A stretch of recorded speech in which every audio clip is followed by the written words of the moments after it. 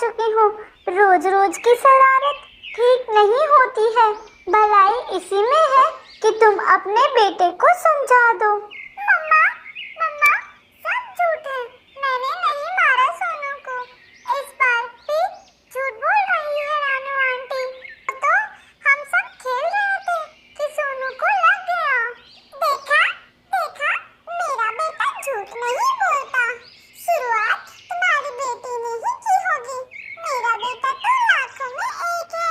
तुम सब जलते हो मेरे बेटे से। देख लेना गौरी बहन, तुम एक दिन जरूर पछताओगी इसके किए पर।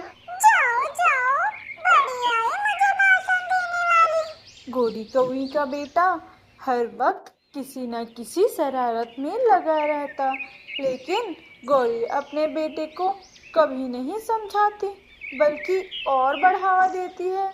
वह बहुत बिगड़ चुका था। बेचारी रानू अपनी बेइज्जती करवाकर अपने घर चली जाती है। सोनू बेटा, मैंने कितनी बार कहा है गौरी के बेटे से ना खेला करो। मम्मा, मैं कहाँ खेलती हूँ? मैं नहीं खेलती हूँ। मैं तो उसके पास गई भी नहीं हूँ। मैं नदी के पास बैठी थी, वही मुझे पत्थर मारकर भाग गया। तो कोई बात नहीं, मैंने बताया है गौरी को, समझा देगी अपने बेटे को। फिर एक दिन गौरी का बेटा नदी के पास बैठा था। वहाँ कबूतर के दो बच्चे खेल रहे थे। ओए कबूतर, यहाँ से चले जाओ। ये मेरी जगह है, तुम यहाँ नहीं खेल सकते। क्यों? हम क्यों नहीं खेल सकते? तुम जाओ यहाँ से। गौरी कौवी का बेटा बहुत गुस्से में आ जाता है और वहाँ मारने लगता है और वहाँ से भाग जाता है। मम्मा, मम्मा, देखो, चिंटू ने मुझे मारा। उसकी इतनी हिम्मत! रुको, मैं अभी उसकी मम्मा के पास जाता हूँ। कबूतर गौरी कौवी के पास जाता है। हमारा जीना मुश्किल कर रखा है तुम्हारे बेटे ने। आज फिर मारा तुम्हारे बेटे ने मेरे बेटे को। समझाती क्यों नहीं हो? अभी नहीं समझाई तो देख लेना, किसी दिन बड़ी मुसीबत में पड़ जाओगे। हम तो तुम्हारे पड़ोसी हैं, वरना लड़ना तो हमें भी आता है। देख लो लड़कर, मेरा बेटा बड़ा बहादुर है। क्यों नहीं बर्दाश्त होता तुम सबको? फिर ये वैसा ही होता है। गौरी कबूतर को खरी खोटी सुना देती है। कुछ दिन गुजर जाने के बाद फिर एक दिन उल्लू का परिवार जंगल में रहने आता है। उल्लू भैया, आपका स्वागत है हमारे जंगल में। अच्छे से रहिए। किसी भी चीज की जरूरत हो तो हमें जरूर बताइए।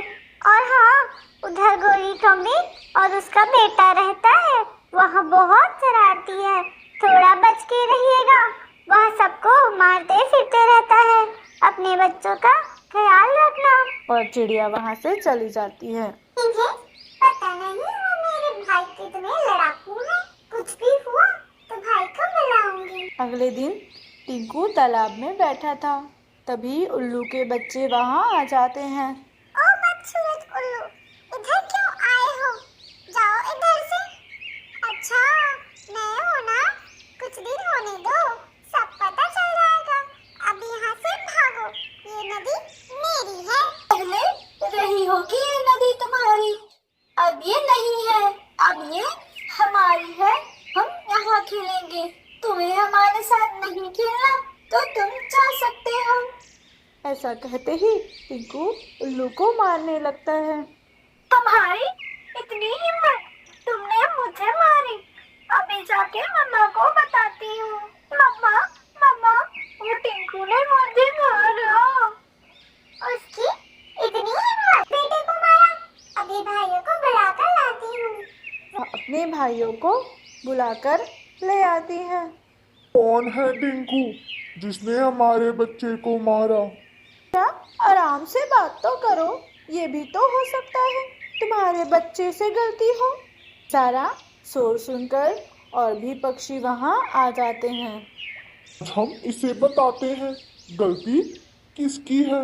और दोनों को मारने लगते हैं। बचाओ, बचाओ, हमें कोई बचाओ।